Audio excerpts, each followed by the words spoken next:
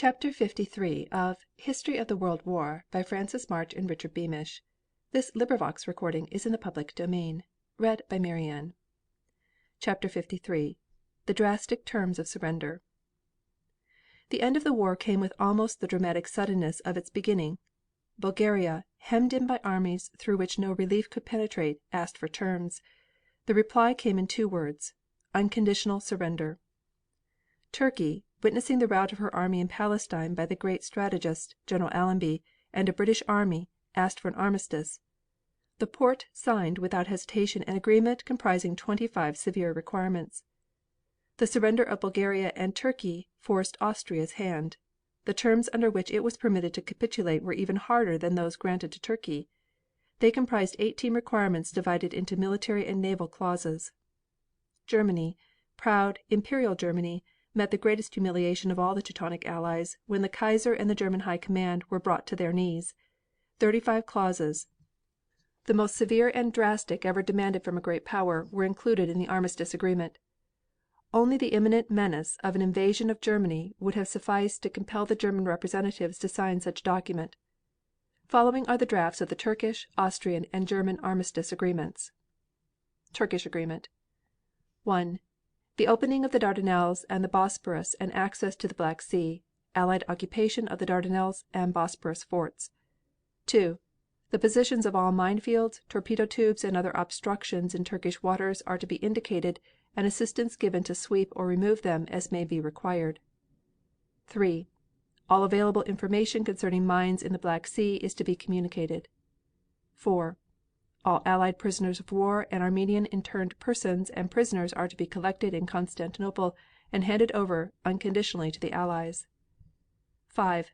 Immediate demobilization of the Turkish army, except such troops as are required for surveillance on the frontiers and for the maintenance of internal order.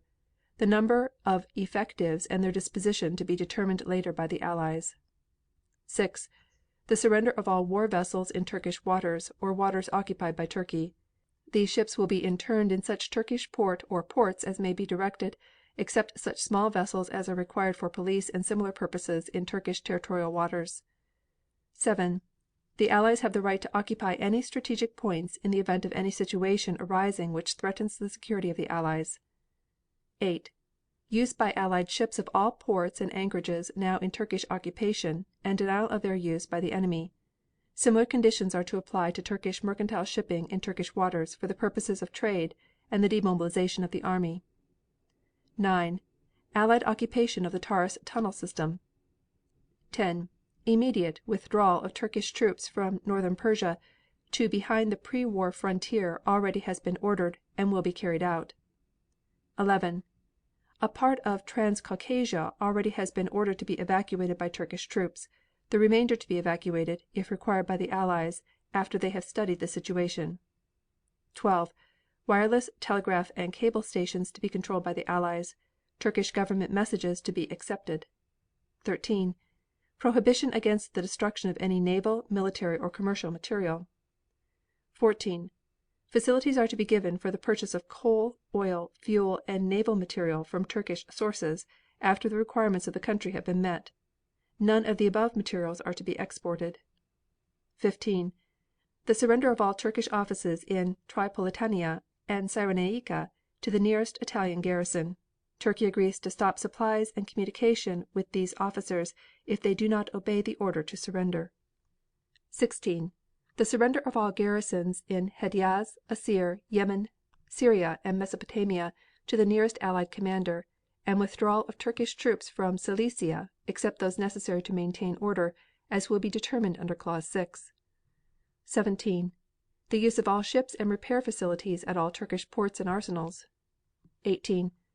The surrender of all ports occupied in Tripolitania and Cyrenaica, including Mizurata, to the nearest Allied garrison. 19. All Germans and Austrians, naval, military or civilian, to be evacuated within 1 month from Turkish dominions, and those in remote districts as soon after that time as may be possible. 20.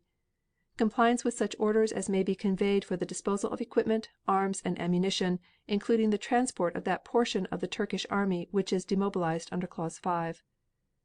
21.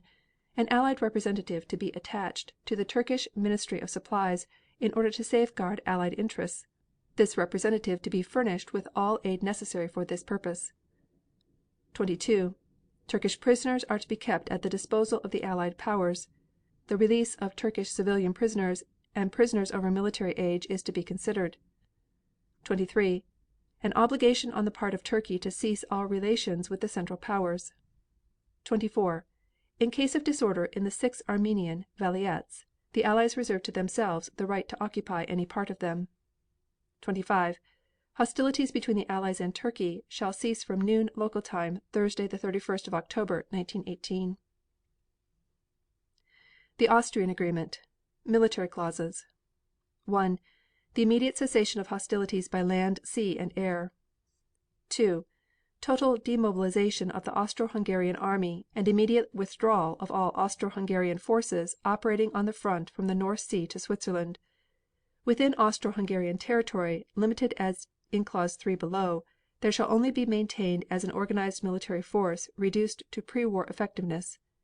Half the divisional, corps, and army artillery and equipment shall be collected at points to be indicated by the Allies and the United States of America for delivery to them, beginning with all such material as exists in the territories to be evacuated by the Austro-Hungarian forces. 3. Evacuation of all territories invaded by Austro-Hungary since the beginning of the war. Withdrawal within such periods as shall be determined by the Commander in Chief of the Allied forces on each front of the Austro-Hungarian armies behind a line fixed as follows. From Pic Umbrail to the north of the Stelivo it will follow the crest of the Rhaetian Alps up to the sources of the Adige and the Isea, passing thence by Mounts Reschen and Brenner and the heights of Utz and Zoller. The line thence turns south, crossing Mount Toblach and meeting the present frontier Carnic Alps. It follows this frontier up to Mount Tarvis and after Mount Tarvis the watershed of the Julian Alps by the Col of Predil, Mount Mangrat, the Terglu, and the watershed of the Cols di Podberdo, Podlaniscam, and Idira. From this point the line turns southeast toward Schneeberg, excludes the whole basin of the Save and its tributaries. From Schneeberg it goes down towards the coast in such a way as to include Kostua, Matuglia, and Volosca in the evacuated territories.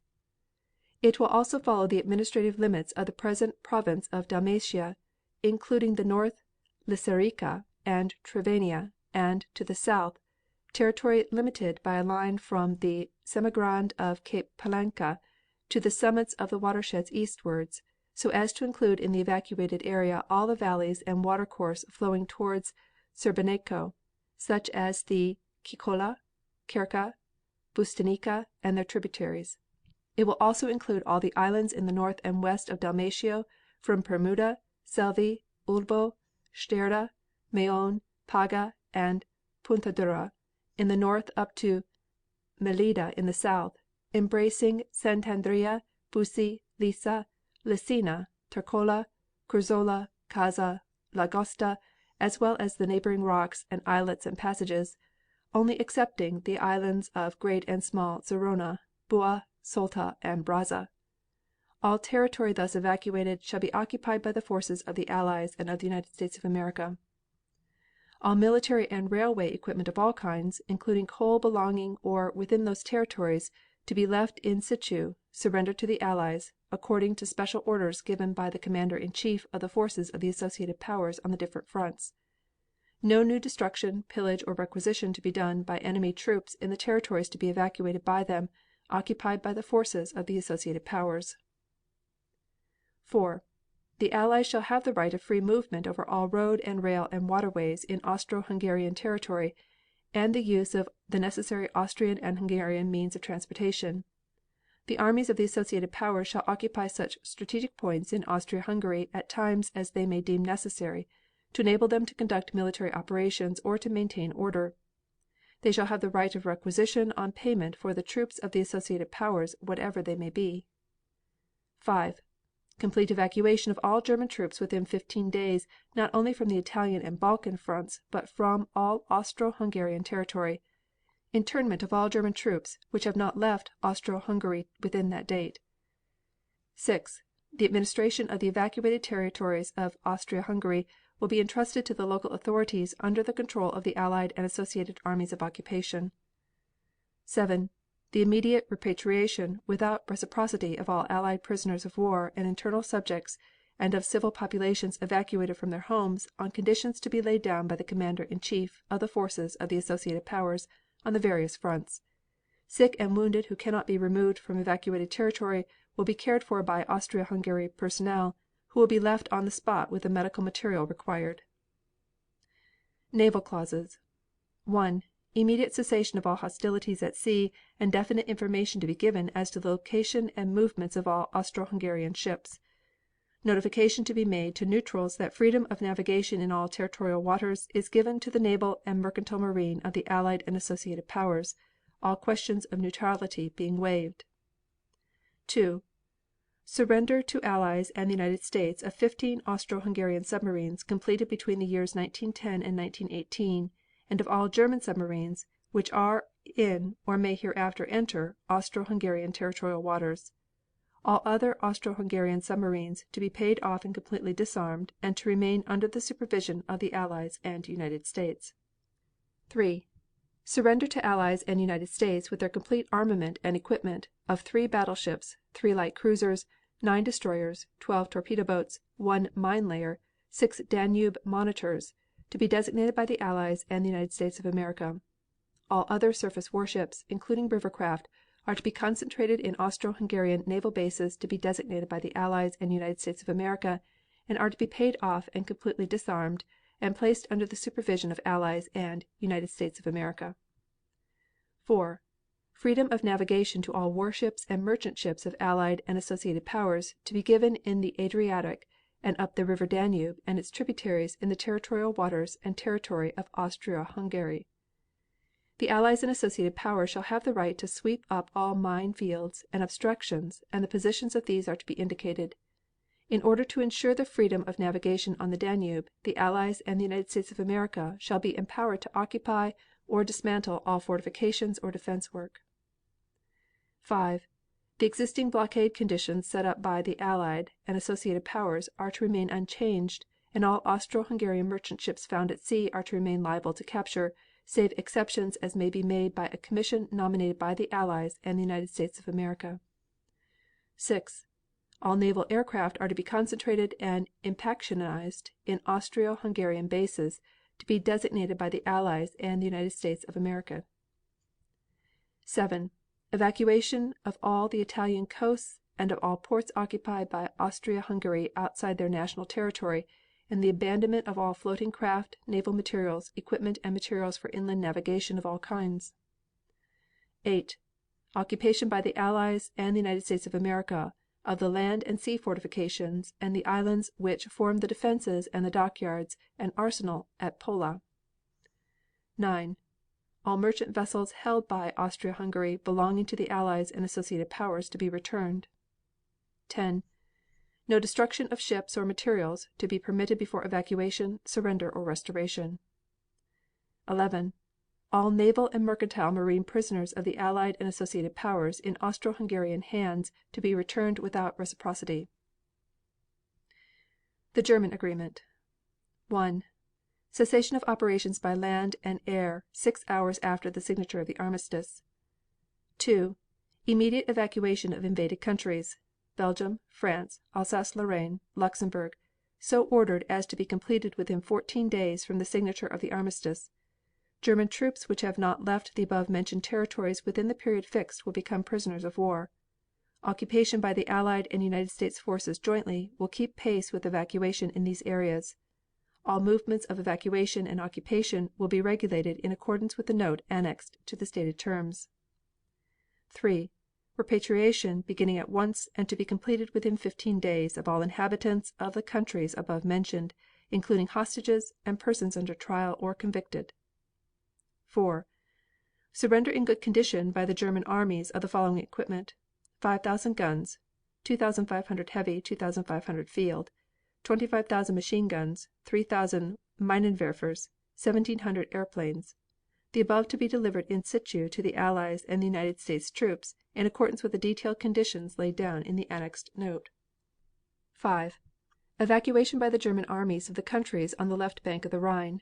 These countries on the left bank of the Rhine shall be administered by the local troops of occupation, under the control of the Allies and United States armies of occupation.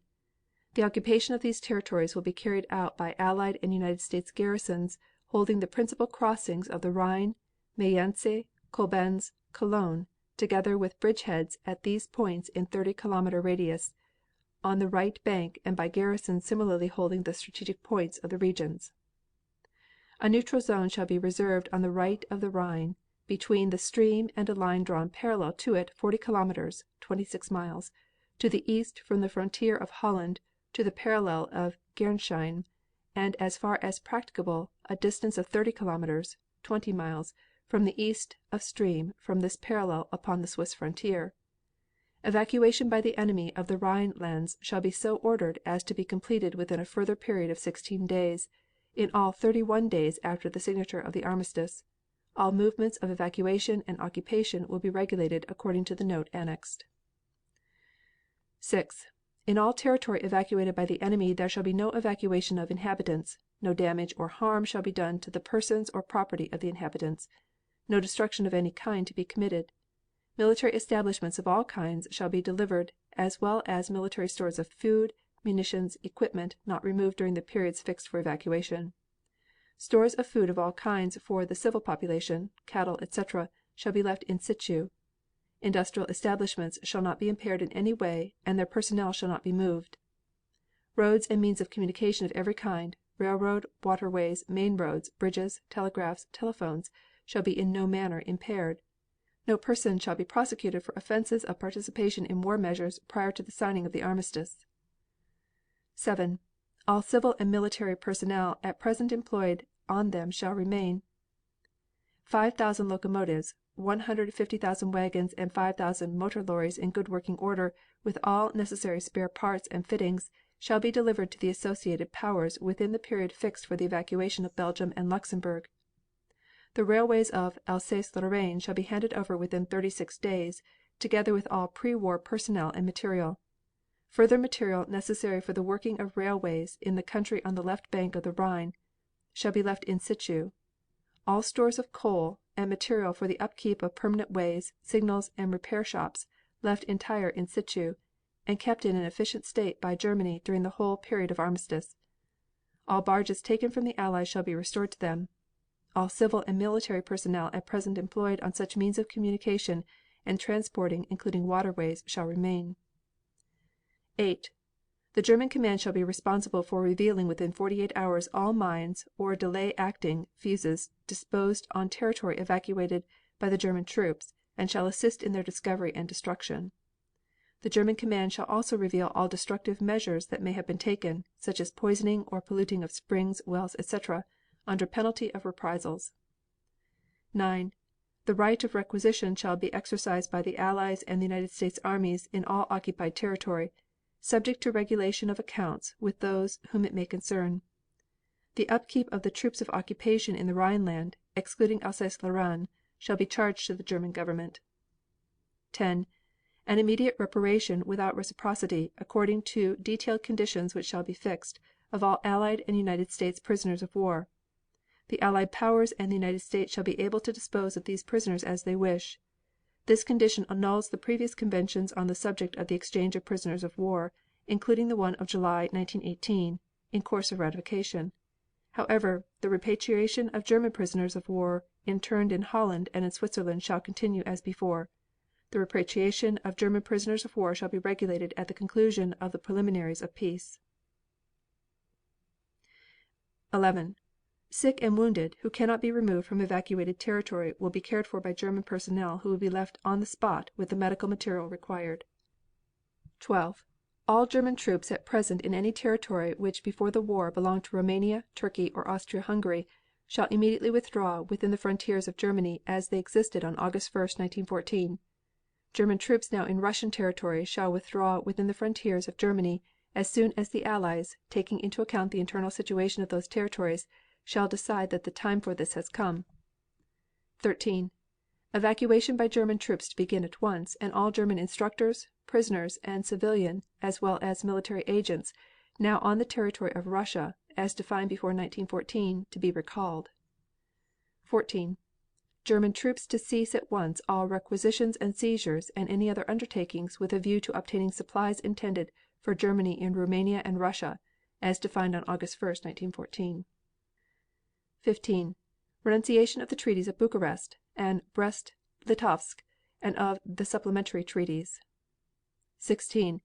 The Allies shall have free access to the territories evacuated by the Germans on their eastern frontier either through Danzig or by the Vistula, in order to convey supplies to the populations of those territories and for the purpose of maintaining order.